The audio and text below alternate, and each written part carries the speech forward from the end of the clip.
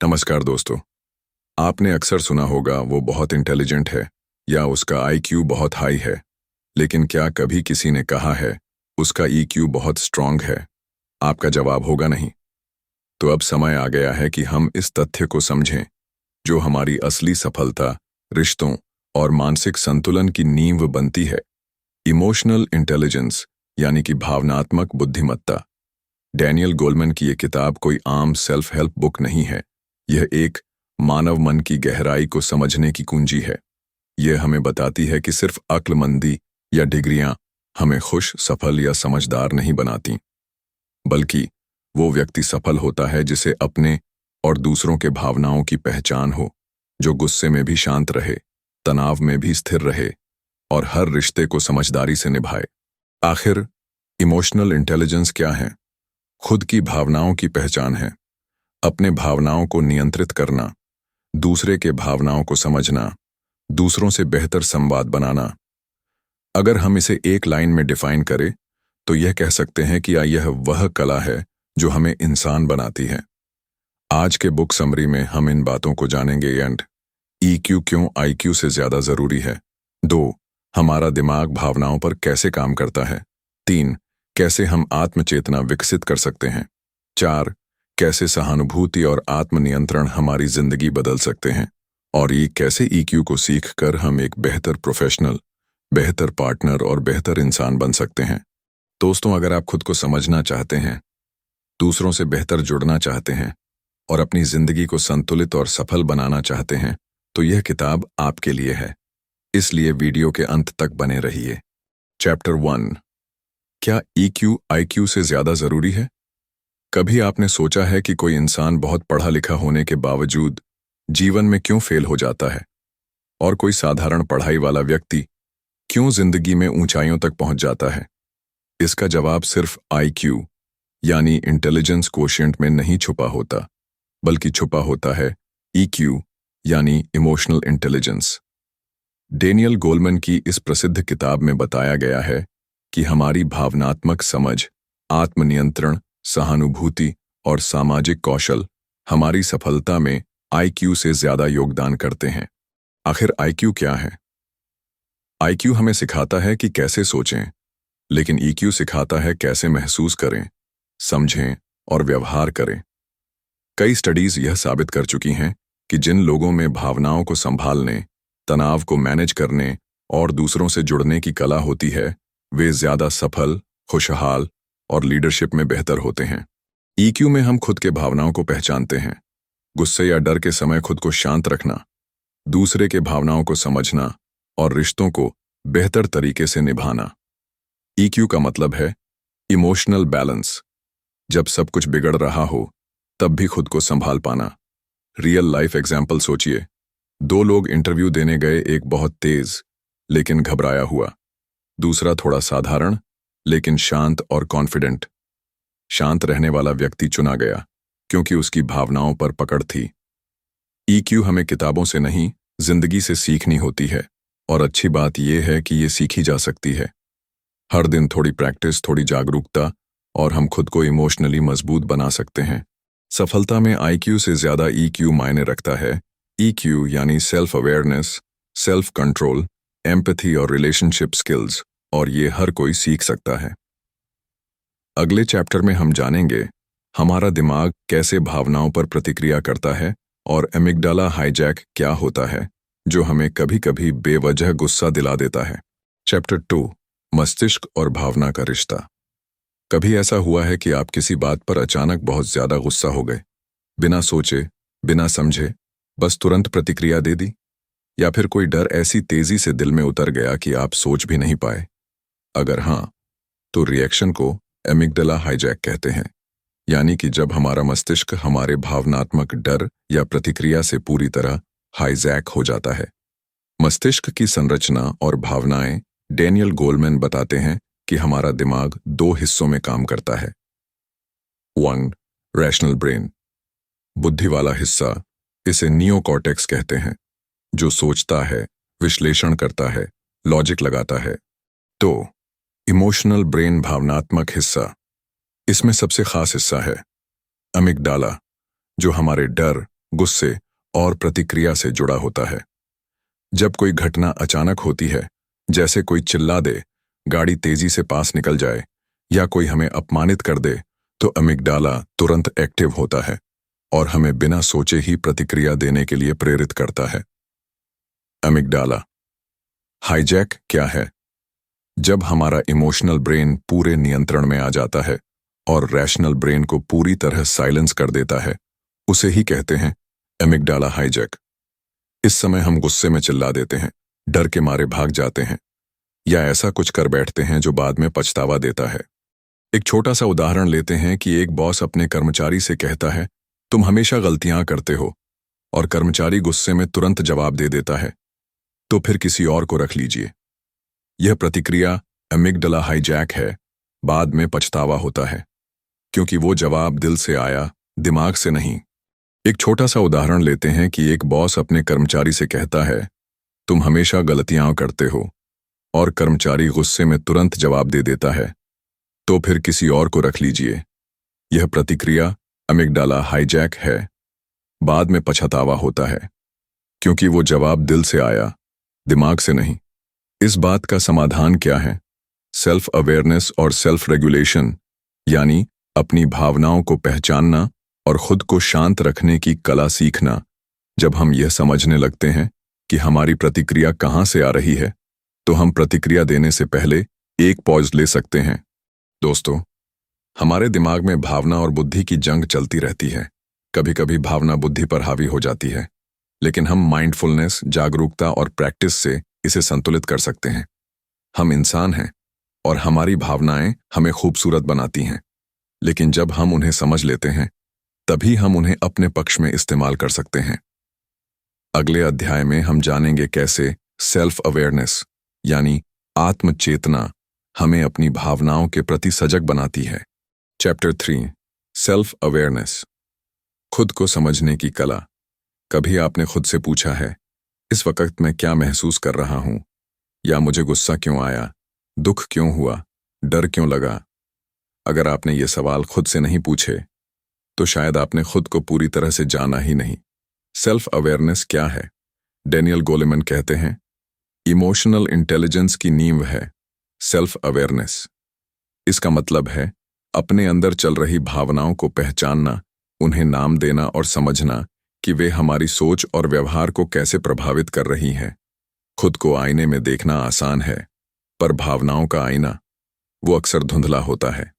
Self awareness हमें ये सिखाती है कि मैं गुस्से में क्यों हूं, मैं घबराया क्यों हूं, मैं इतना उत्साहित क्यों हूं, और यही समझ हमारे फैसलों को ज्यादा परिपक्व बनाती है। एक छोटी कहानी। रीमा को ऑफिस में प्रमोशन नहीं मिला। उसने गुस्से में इस्तीफा लिख दिया, लेकिन फिर वो ठहरी। उसने अपने मन से पूछा, क्या मैं दुखी हूं या अपमानित, या मुझे बस डर लग रहा है? उसने पाया उसे सिर्फ अनसर्टेनिटी से डर लग रहा था, और यही सेल्फ अवेयरनेस की ताकत है। भावना को समझो उससे पहले कि वो तुम्हें कंट्रोल करे। सेल्फ अवेयरनेस कैसे बढ़ा सकते हैं? इमोशन जर्नल, रोज 5 मिनट लिखें, आज मैंने क्या महसूस किया और क्यों। पॉज एंड रिफ्लेक्ट, प्रतिक्रिया देने से पहले 3 सेकंड रुकें। खुद से पूछें, मैं क्यों ऐसा महसूस कर रहा हूं। बॉडी क्लूज, शरीर को सुने, दिल तेज धड़क रहा है, मुट्ठियां बंधी हैं, कुछ तो चल रहा है भीतर। मेडिटेशन, ब्रेथ वर्क, जब आप सांसों पर ध्यान देते हैं तो मन की बातें साफ सुनाई देने लगती हैं। इस अध्याय से मुख्य संदेश, सेल्फ अवेयरनेस आपको दूसरों से पहले खुद से जोड़ती है।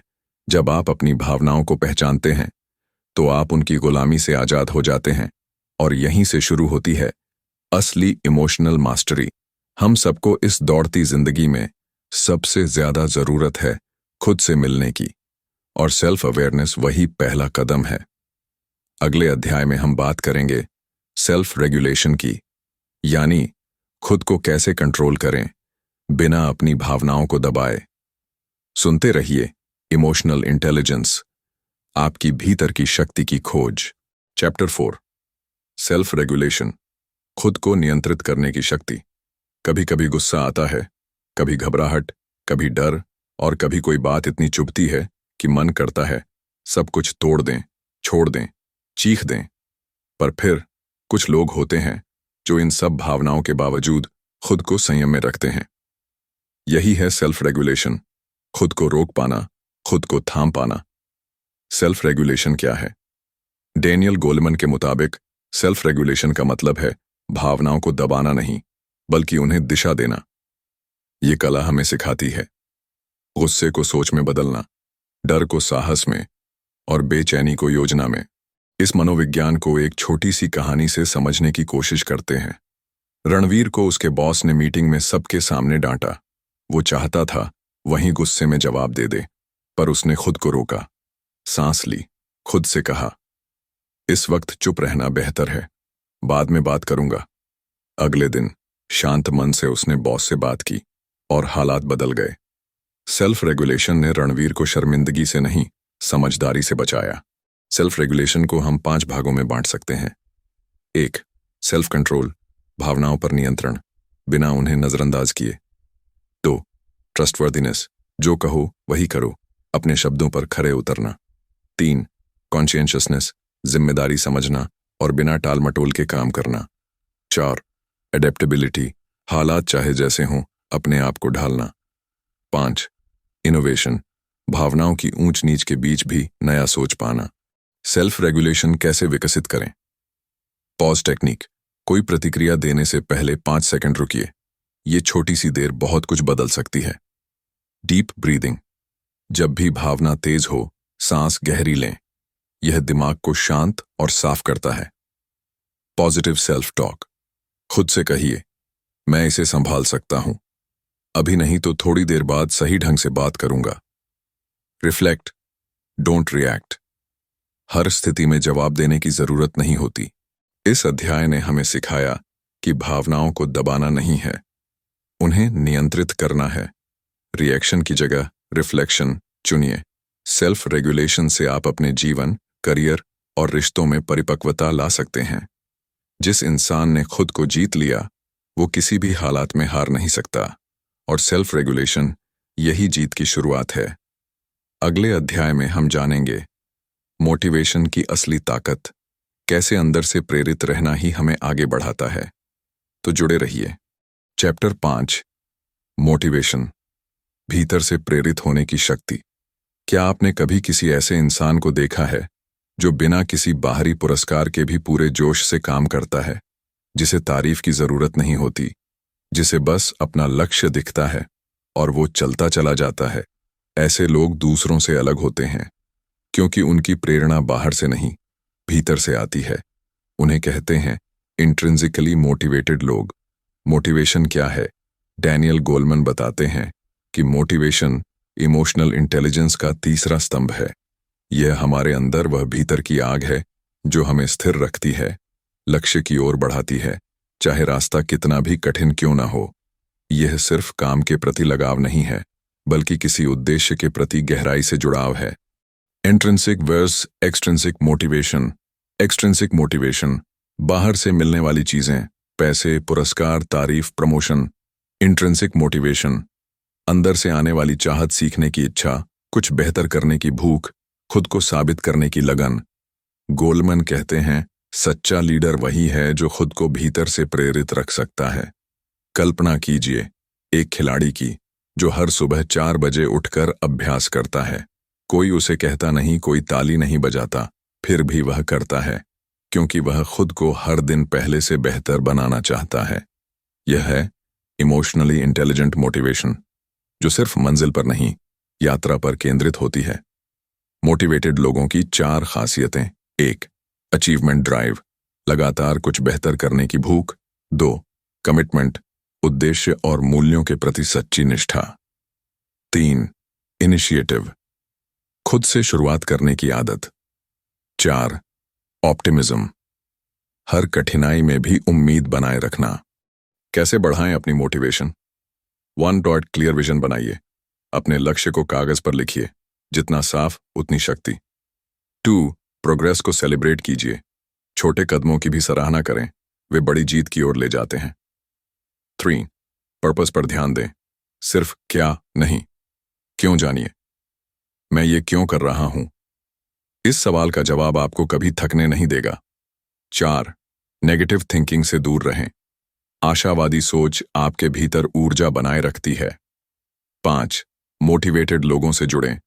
उनका जुनून आपके भीतर की आग को हवा देगा। अगले अध्याय में हम बात करेंगे एम्पैथी की, यानी दूसरों की भावनाओं को समझने और उनसे जुड़ने की असली ताकत। सुनते रहिए emotional intelligence bye Daniel Goleman, जहां हर अध्याय आपकी आत्मा को थोड़ा और निखारता है। चैप्टर 6, एम्पैथी, दूसरों की भावनाओं को समझने की ताकत। क्या आपने कभी किसी इंसान की आंखों में देखा है और बिना एक शब्द बोले उसकी तकलीफ महसूस की है? क्या कभी किसी की खामोशी ने आपको ज्यादा कुछ कह दिया हो? अगर हाँ, तो आपने एम्पैथी को महसूस किया है। एम्पैथी क्या है? एम्पैथी यानी किसी और के जूते में चलकर देखना, उनकी भावना को महसूस करना, बिना जजमेंट के बस समझना।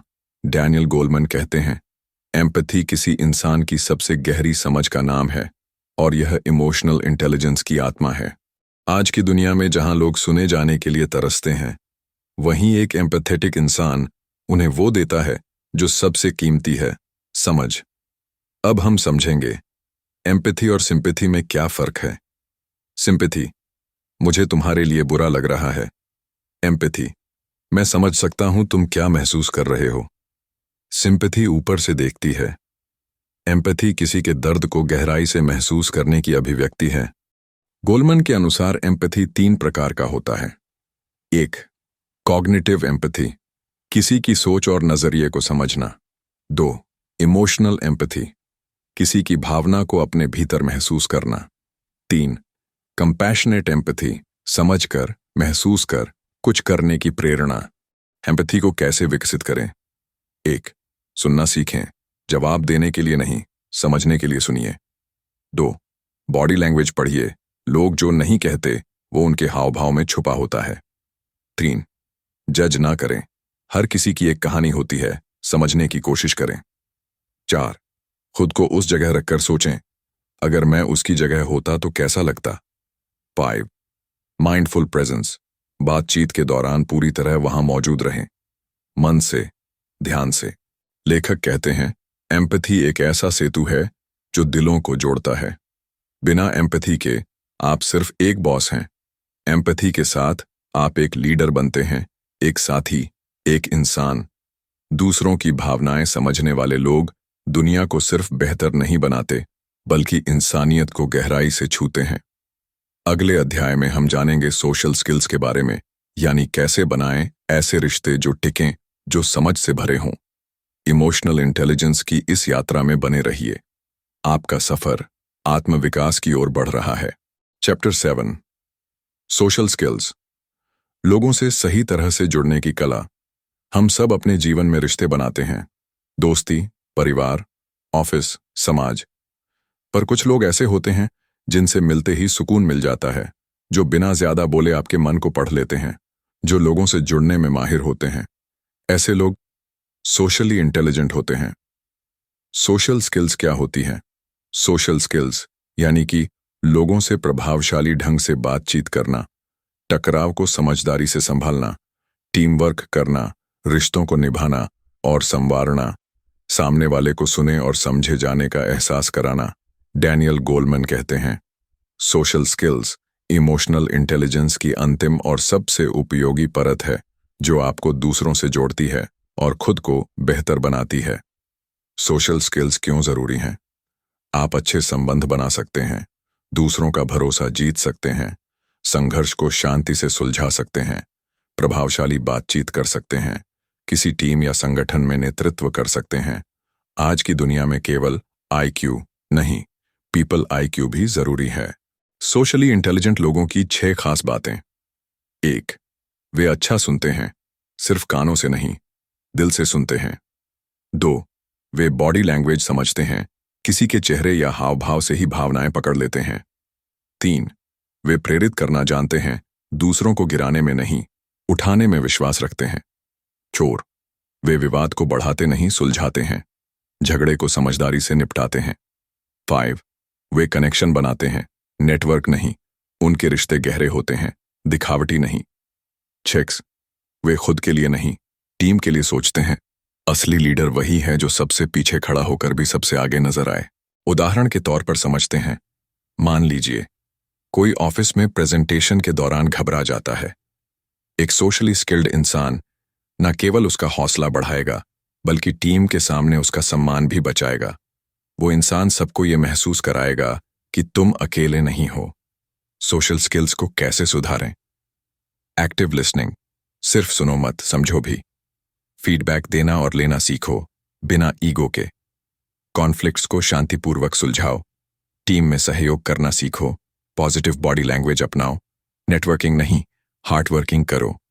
लेखक कहते हैं, जो इंसान इमोशनल और सोशल रूप से कुशल होता है, वो न सिर्फ अपनी जिंदगी बेहतर करता है, बल्कि दूसरों की जिंदगी भी छू लेता है।